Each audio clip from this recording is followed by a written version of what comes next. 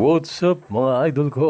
Ayan, kumusta kayo? Nakakain ka na ba din sa legendary na kantunan? Dito lamang yan sa Tanawan City, Batangas. Dito sa kantunan na ito ay hindi mo na kinakailangang magluto dahil ipagluluto ka nila ayon sa order mo. Pwede kang mag-order ng kanton na may kasamang itlog o kanton na may kasamang hotdog. Pwede rin combo kanton, itlog at hotdog. Samahan mo na rin ng tinapay o di kaya naman kanin para masulit ang inyong pagkain. Dito nga ang takbuhan ng mga gustong kumain ng pansit canton pero tamad magluto. Yung lasa nga ng pansit canton nila ay medyo kakaiba kumpara sa mga regular na niluluto mo. Para bang merong pampalasa na inilalagay dito sa kanilang pansit canton. Para po sa mga nagtatanong kung saan po located ito, hilera lamang po ng Tanawan Church. Yan, pagitan po ng Alphamart at simbahan ng Tanawan City, Batangas. Kaya naman idol ko, kapag nakita mo itong napakalaking tarpaulin ng pansit canton, dito po yan mismo mga idol ko. Pasok lang po kayo dyan sa loob at timusan na ang napakasarap na pansit canton. Ito nga pala si tatay, ang legendary kantonero dines sa Tanawan City, Batangas. Ang kantunan pala dito ni Kahil ay umabot na sa 50 years ngayong taong 2025. So napakatagal na po niyan. Kaya naman alamat talaga itong pansit canton na ito. So, sobrang dami nga ng good feedback ni Kahil at binabalik-balikan ang kanyang pansit canton.